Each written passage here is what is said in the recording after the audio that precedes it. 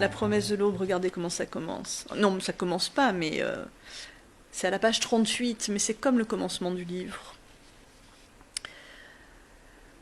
Il n'est pas bon d'être tellement aimé si jeune, si tôt. Ça vous donne de mauvaises habitudes. On croit que c'est arrivé, on croit que ça existe ailleurs, que ça peut se retrouver. On compte là-dessus. On regarde, on espère, on attend. Avec l'amour maternel, la vie vous fait à l'aube une promesse qu'elle ne tient jamais. On est obligé ensuite de manger froid jusqu'à la fin de ses jours.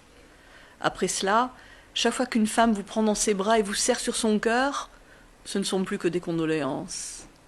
On revient toujours gueuler sur la tombe de sa mère comme un chien abandonné. Jamais plus, jamais plus, jamais plus. Des bras adorables se referment autour de votre cou et des lèvres très douces vous parlent d'amour, mais vous êtes au courant. Vous êtes passé à la source très tôt et vous avez tout bu. Lorsque la soif vous reprend, vous avez beau vous jeter de tous côtés, il n'y a plus de puits, il n'y a que des mirages. Vous avez fait dès la première lueur de l'aube une étude très serrée de l'amour, et vous avez sur vous de la documentation. Partout où vous allez, vous portez en vous le poison des comparaisons, et vous passez votre temps à attendre ce que vous avez déjà reçu. Donc Daniel, bonjour. Bonjour. Quand je t'ai demandé quel est ton livre, ou quel est le livre que tu as envie de nous présenter ou que tu as envie de partager avec nous, tu as tout de suite pensé à Romain Gary. Ça Pourquoi? étonnera personne des gens qui me connaissent, parce que j'ai découvert Romain Gary longtemps après sa mort. Et je m'en voudrais toujours de pas l'avoir découvert plus tôt, quand j'avais 15 ans, 16 ans, et que je lisais un livre par jour, et que je lisais tout ce qui sortait, tout ce qui... euh, et c'est vrai que j'avais lu les Émile Ajar à l'époque, et que j'avais adoré. Mais à l'époque, c'est-à-dire les années 70, Romain Gary, c'était le ringard, c'était le vieux monsieur qui vendait beaucoup aux mémés, qui était gaulliste, dans un monde très très gauchiste. Et donc, il me venait tout simplement pas à l'esprit. Et un jour, quelqu'un que j'estimais beaucoup, dont j'aimais beaucoup les goûts littéraires, m'a dit qu'il était en train de lire un livre de Romain Gary. Déjà, c'était étrange pour moi, parce que, justement parce que j'admirais son goût, très sûr, et, euh, et que ça s'appelait Les Mangeurs d'étoiles, et que c'était un livre que tout diplomate devait avoir comme viatique. Et par estime pour lui, je me suis dit qu'il fallait absolument que je lise pour savoir peut-être soit son côté ringard à lui, soit peut-être, voilà, soit peut-être découvrir quelque chose que je connaissais pas. Et ça m'a absolument emporté, fasciné. C'était, C'est le livre que tu as choisi, hein? c'est le livre que j'ai C'est Les choisi, Mangeurs oui, oui, oui. d'étoiles. Les Mangeurs d'étoiles, parce que c'est un livre pas très connu de Romain Gary, qui a été très très prolifique quand même, hein. Mais c'est un livre qu'il a sorti en 66, qui parle de la dictature en fait, et d'un dictateur absolument, un archétype de dictateur qui s'appelle José Almayo, qui vit en Amérique latine. Déjà pour Romain Gary, le terme d'Amérique latine, c'est une sorte d'aberration, mais bon. Et qui est un descendant d'Indiens avec un peu de sang espagnol, qui a vécu toutes les humiliations possibles et imaginables, tout le racisme de ces années 50, et qui, à force d'intelligence politique, mais l'intelligence pure et crue comme ça, et de cruauté, et d'alliances judicieuses, etc., arrive à devenir le chef de son pays et à éliminer tout le monde autour de lui. Et le livre commence par l'arrivée dans ce pays d'un groupe d'artistes divers, des jongleurs, un violoniste mais qui joue sur la tête, toutes sortes de gens assez incongrus qui viennent se produire à la demande de Almayo dans le grand cabaret de la capitale. Et puis, Almayo pense que ce serait très bien de les éliminer. Et parmi eux, d'ailleurs, il y a sa propre mère. Et il est prêt à faire fusiller sa mère avec ses Américains. Sauf que tout se complique et que finalement, au lieu de les mettre contre un mur, il fait arrêter l'exécution au dernier moment. Et puis il y a un putsch contre lui. Et puis au milieu de tout ça, il y a le personnage d'une jeune américaine qui est amoureuse de cette espèce de monstre et qui essaye de le racheter. Et tout se complique et tout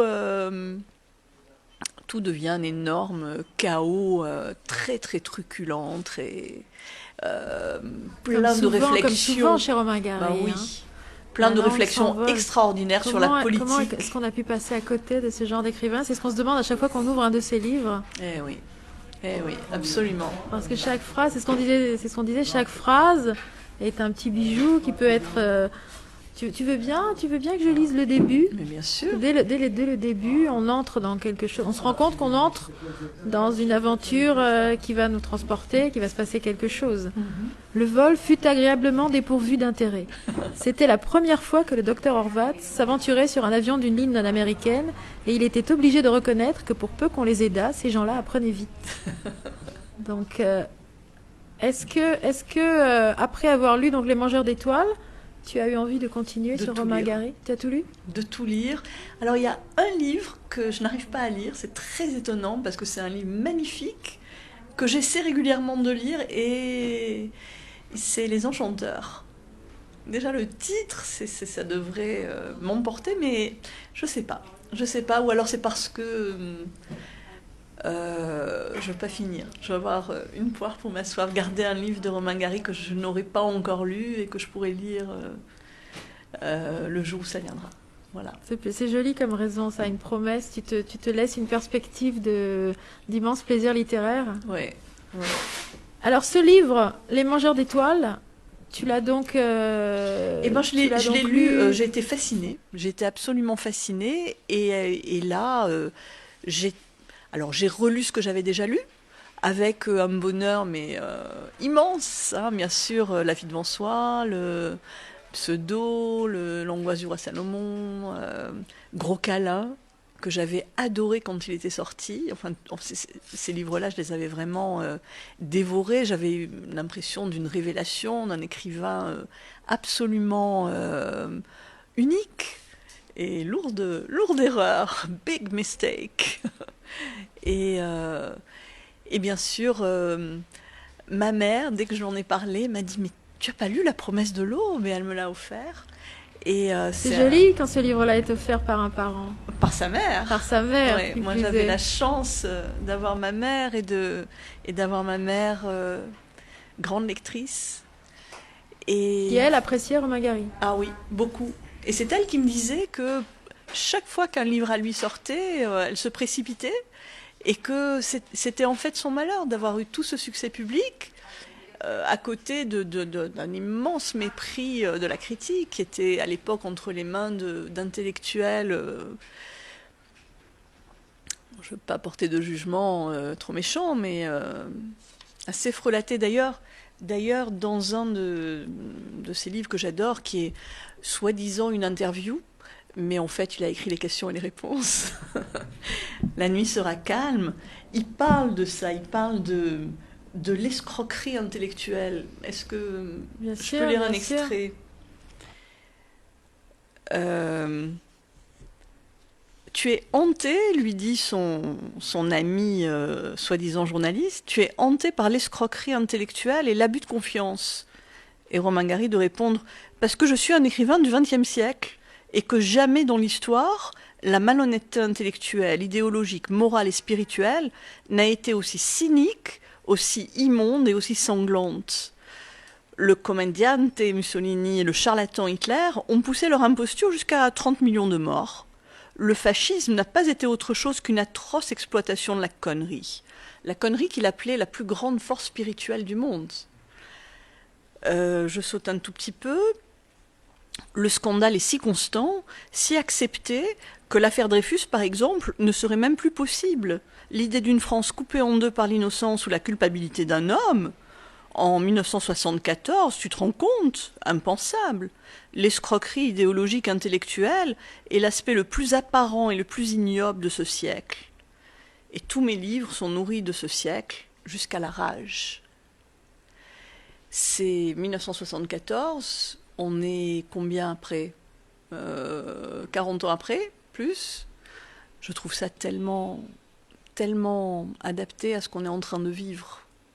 D'ailleurs, il a beaucoup parlé d'Orwell dans ses livres, il était très très inspiré par Orwell, et voilà. Un peu plus loin, il dit je vois l'homme comme une entreprise de résistance fraternelle contre sa donnée première. Voilà.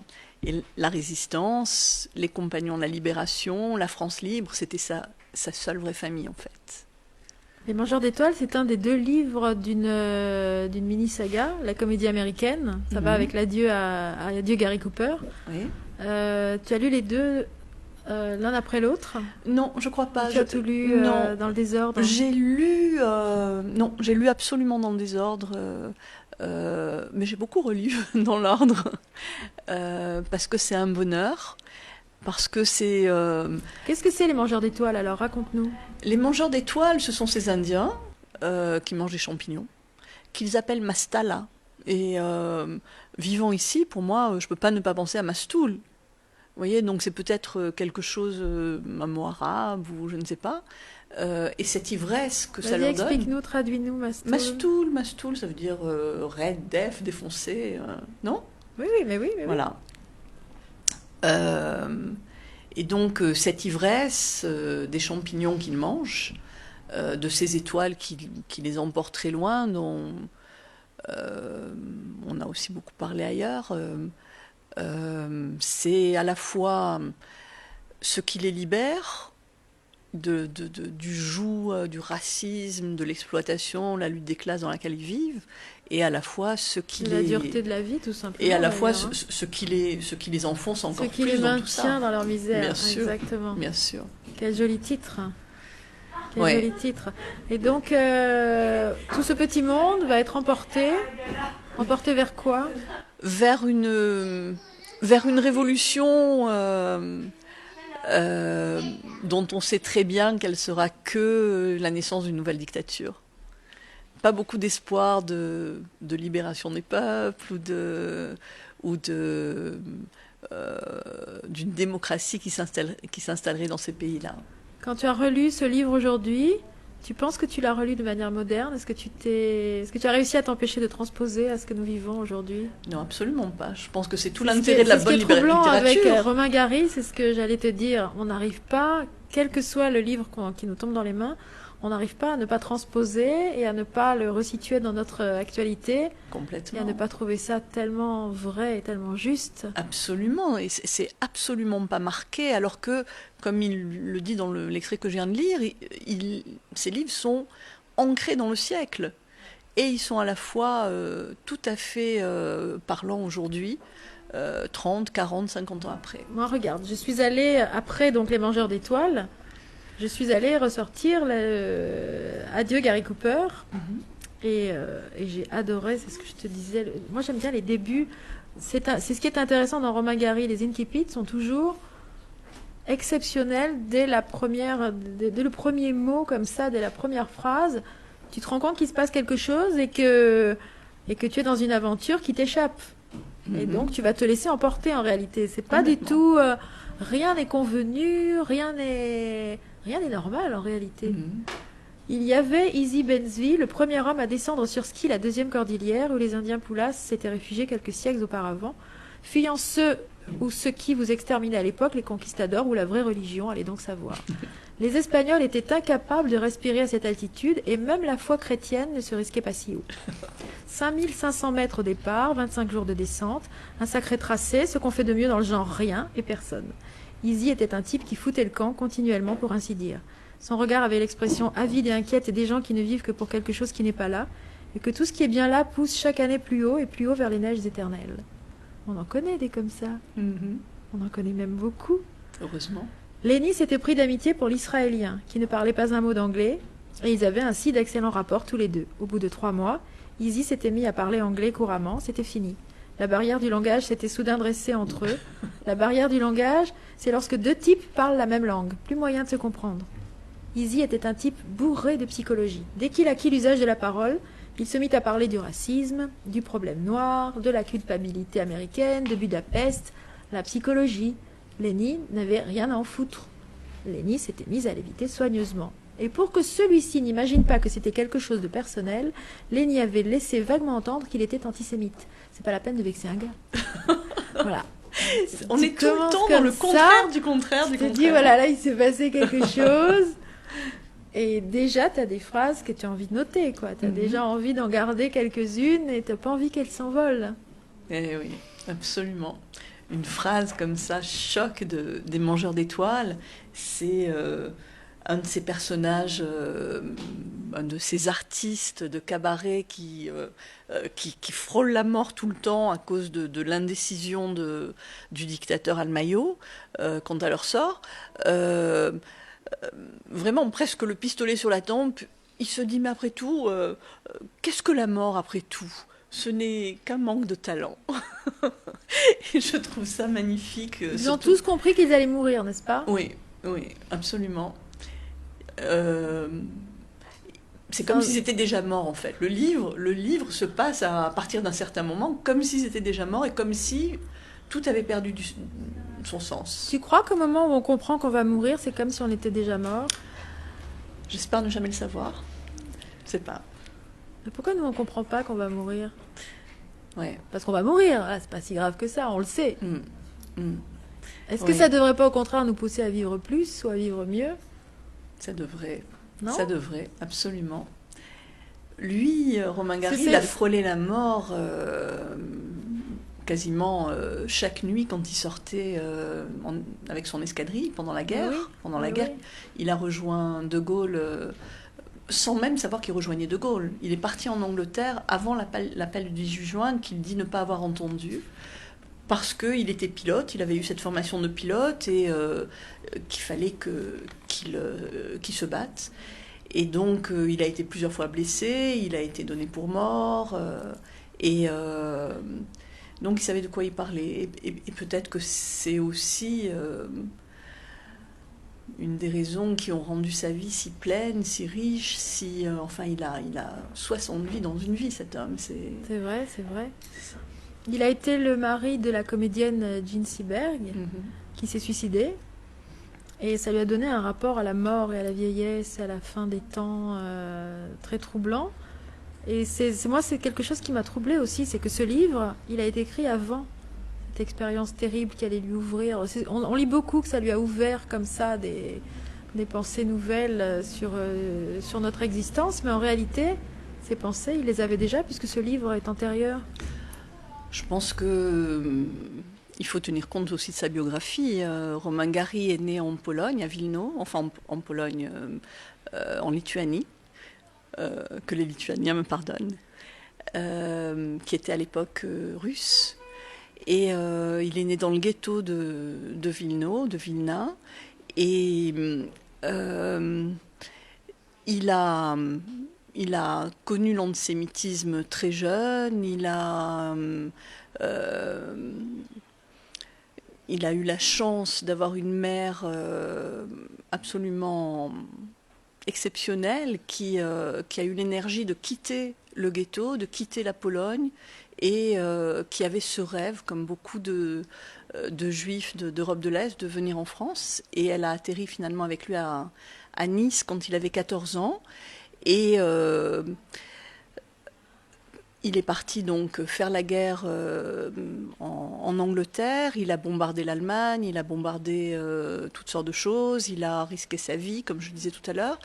Et quand, quelques années après la guerre, il a essayé de savoir ce qui était arrivé à sa famille, à son père, dont sa mère avait divorcé quand il avait 10 ans, à son demi-frère et sa demi-sœur, à ses cousins, à toute sa grande famille. Il a appris l'exécution du ghetto de Wilno et il raconte ou je pense que c'est plutôt Myriam Anisimov dans sa biographie qui raconte que en allant à Varsovie, il a voulu visiter Auschwitz et qu'il s'est évanoui à l'entrée de la chambre à gaz. Et, et il a su plus tard que son père avait eu une crise cardiaque, qu'il n'était pas mort gazé, qu'il était mort de crise cardiaque à l'entrée de la chambre à gaz. Alors je pense que lui qui disait, qui se faisait passer pour le fils d'un grand comédien russe, qui disait qu'il était catholique, techniquement catholique, mais en fait juif par sa mère, qui l'emmenait quand même à l'église russe chaque fois qu'il avait un gros examen ou qu'il était un peu malade parce que on ne sait jamais, ça pouvait toujours servir. Il a raconté énormément de bobards dans ses biographies. Il a laissé beaucoup menti. Oui, beaucoup. Mais est-ce qu'il a menti ou est-ce qu'il a rêvé finalement? Est-ce qu'il ne s'est pas rêvé d'autre vie? C'est du vrai mensonge, tu crois? Est-ce qu'un romancier ment? Justement. Voilà. Justement. On ne sait pas. Si tu t'es créé une autre vie, après tout, qui peut te le reprocher? Bien sûr, absolument. Il est présenté dans la petite biographie succincte qu'on en donne en début de livre, comme, où est-ce que j'avais lu ça? Un cosaque un peu tartare, matinée de juif. Donc ça lui va bien, hein? Ça va bien avec les photos qui passent en tout cas. Ça va bien, oui, avec son physique, avec son histoire. Il parlait russe et polonais couramment. Il avait un français sublime. Une partie de ses livres, il les a écrits en anglais et il les a traduits lui-même en français. Il est incroyable. Moi j'ai une question. Ce livre, Les Mangeurs d'étoiles, c'est un livre tragique. Oui. C'est un livre... très drôle aussi, hein, souvent. C'est drôle dans le style, mais le thème et l'histoire telle qu'elle se présente et telle qu'elle se termine, c'est une histoire, c'est extrêmement cruel et c'est une histoire difficile. Mm-hmm. Et comment ça se fait que tu aies choisi quelque chose? C'est pas le livre le plus plein d'espoir. L'angoisse du roi Salomon, c'est une merveilleuse histoire avec un début, une fin qui te laisse sur une espèce de bonne humeur il se passe quelque chose et tu apprends plein de choses, mais ça finit bien, j'ai envie de dire. La promesse de l'aube, c'est magnifique. Cette mère qui a rêvé toute sa vie que son fils réussisse et il a réussi au-delà de ses espérances. On peut le voir comme ça. La plupart des livres de Romain Gary ont comme ça une espèce d'élan. Celui-là, c'est... Je l'ai choisi parce que... C'est un parcours tellement difficile et qui va bien là où ça devait aller dès le début, je veux dire. Hein. Donc oui, mais ça a été ma porte d'entrée à Romain Gary. C'est pour cette raison? Oui, absolument. Bon, bien sûr, j'ai appris comme tout le monde en 81 que Romain Gary et Émile Ajar ne faisaient qu'un. C'était quelques mois après sa mort. C'était un choc pour tout le monde. La révélation posthume, effectivement. Mais ça m'a pas donné envie de lire Romain Gary. Alors que l'amitié que je portais pour ce jeune diplomate m'a donné envie, m'a donné cette curiosité. Est-ce qu'il a su qu'il t'avait fait ce cadeau-là? Oui, absolument. Je l'en ai beaucoup remercié. Et lui, tu sais comment il avait découvert? Eh ben lui, il faisait partie d'une génération, enfin il était beaucoup plus jeune que moi. Il avait, je sais pas, il était en début de carrière, il devait avoir peut-être même pas la trentaine. Donc il faisait partie d'une génération qui n'avait pas été polluée, entre guillemets, par les critiques de toute l'élite intellectuelle de gauche, voilà, qui faisait la pluie et le beau temps dans les années 70 et qui avait tellement reproché à Gary ses succès littéraires, ses succès féminins, sa liberté, le fait qu'il ne fasse pas partie du nouveau roman et que chaque livre était un univers débordant. Chaque livre a un style qui est à la fois tout à fait reconnaissable tout de suite, sauf que personne n'a été capable de reconnaître Gary en Ajar. Bref, c'était tellement pas l'air du temps à l'époque, et j'avoue que moi j'avais... je m'étais, laissé influencée par la critique de cette époque. Ouais. J'en ai très honte. Écoute, ce sont des choses qui nous arrivent à tous. On passe forcément aujourd'hui aussi, c'est ce que je me dis parfois, bien sûr, à côté des gens passionnants que bien nos enfants sûr. peut-être découvriront. Bien Il faut sûr. juste espérer qu'ils auront comme ça la générosité de nous les faire découvrir et que nous pourrons revenir sur des manques que nous ignorons encore aujourd'hui. Mhm. Mais ce livre, c'est du Romain Gary, parce qu'il y a quand même, il y a à la fois cette lucidité absolue, il y a zéro illusion chez Romain Gary, et en même temps, une certaine foi en l'homme qu'il avait chevillé au corps. Et d'ailleurs, il en parle aussi dans ce livre magnifique sur La nuit sera calme, qui est un petit peu, c'est une forme d'autobiographie. Quand il parle de sa mère dans La promesse de l'aube, il dit: la nuit des temps est pleine de mères admirables, inconnues, ignorées, entièrement inconscientes de leur grandeur, comme le fut ma mère. Des mères qui élèvent leurs enfants dans des conditions matérielles infiniment pires que celles dans lesquelles elle a lutté. Des mères à crever, mon vieux, et qui crèvent. J'ai pu tirer de l'oubli une de ces mères-là, c'est tout. Il est vrai qu'elle était exceptionnelle par le panache, par la couleur, la flamboyance, mais pas par l'amour, mon vieux, pas par l'amour. Elle était dans le peloton de tête, c'est tout. Les mères, ce n'est jamais bien payé, tu sais. La mienne, au moins, a eu droit à un livre. Et je pense que l'amour de cette mère, tous les projets immenses dont elle rêvait pour lui, le héros qu'elle avait bâti et qui pouvait pas il pouvait pas décevoir une femme pareille, ça l'a accompagné toute sa vie. Tu sais ce que j'aime le plus, moi, chez la mère de Romain Gary? Dis-moi. C'est qu'elle a réussi à élever son fils comme ça, dans ses promesses de gloire et dans cette merveilleuse admiration qu'elle avait pour l'avenir probable de son fils. Et en même temps, elle le gavait de cornichons. Donc, Glore et cornichons, mais j'adore. C'est tellement nos mères. C'est tellement la vie quand même. Ça, c'est Glore et boulettes, et ben voilà. Mais c'est ça qui est intéressant, et c'est ça qui est joli. C'est que tu es dans les limbes comme ça. Et puis en même temps, ben voilà, il faut les nourrir, ces petits. D'ailleurs, le jour où il a vu sa mère, il revenait de classe, il raconte ça dans La promesse de l'aube, je ne pouvais pas le retrouver comme ça au pied levé. Il revenait de classe et son steak l'attendait. Et sa mère mangeait jamais avec lui. Elle lui disait toujours qu'elle avait déjà mangé. Et que mange mon fils, mange. D'accord ? Steak ou cornichon, mange. Et il avait une vraie passion pour les cornichons, tu sais. C'est vrai ? Mais oui. Et il a dû avoir soif ou je sais pas quoi, il était allé chercher quelque chose à la cuisine et il a vu sa mère en train de saucer avec du pain la poêle dans laquelle elle avait fait cuire le steak. C'était ça ce qu'elle mangeait. C'est déchirant ce passage, c'est déchirant. Et je voudrais juste vous lire un passage de Le sens de ma vie, c'est la retranscription d'un des derniers entretiens qu'il a donné avant son suicide en 80, où il raconte qu'il avait voulu être pilote, qu'il avait été accepté donc en cours comment dit-on, dans une école d'aviation, et il était censé sortir de cette école officier.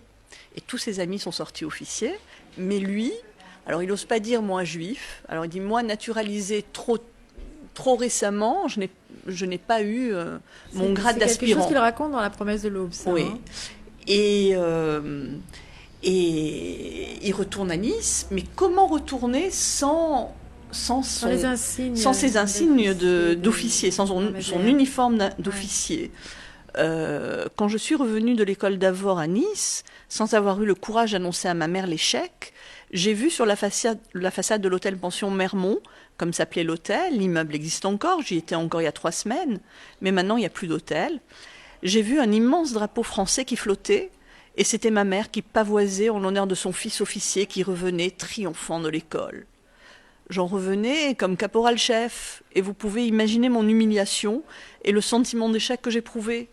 Je me suis trouvée dans une situation impossible, parce que je ne pouvais pas lui avouer que je n'étais pas nommée officier par xénophobie. Je ne pouvais pas lui avouer parce qu'elle avait une telle idée, une idée si haute de la France, que c'eût été pour elle une déception terrible sur le plan patriotique. Je m'étais creusé la tête pendant tout le voyage de retour pour trouver une solution, et je l'ai trouvée, parce que ma mère, imbue des traditions romantiques du XIXe siècle, imaginait également que son fils aurait des conquêtes féminines innombrables, comme le voulait la tradition de l'époque. Alors j'ai menti. Ma mère m'a dit « Mais enfin, comment se fait-il que tu ne sois pas dans ton uniforme d'officier ?»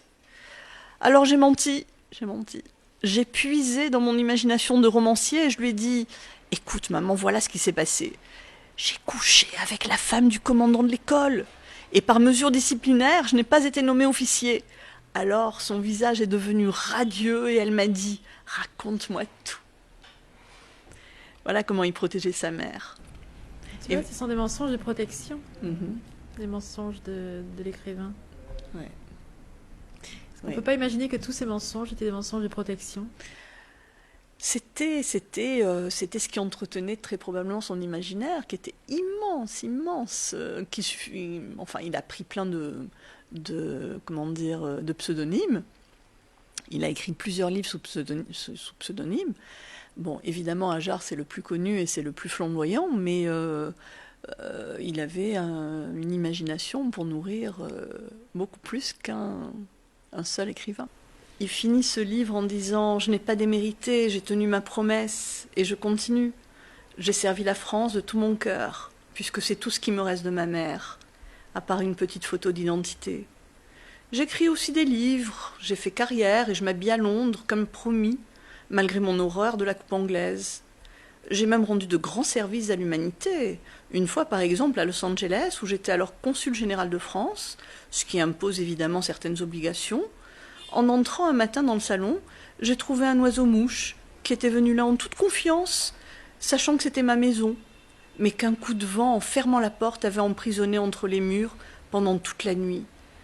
Il était assis sur un coussin minuscule et frappé d'incompréhension, peut-être désespéré et perdant courage, et il était en train de pleurer d'une des voix les plus tristes qu'il me fût jamais donné d'entendre, car on n'entend jamais sa propre voix.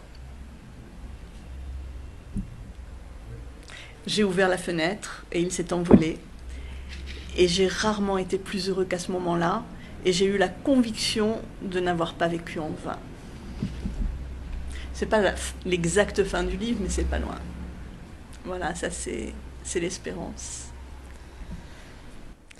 Daniel, je te remercie d'être venu partager Romain Gary avec nous. Mais c'est un grand plaisir. Je voudrais juste une phrase de Romain Gary pour finir. La vie, c'est fait pour recommencer. Ça marche. Merci. Merci.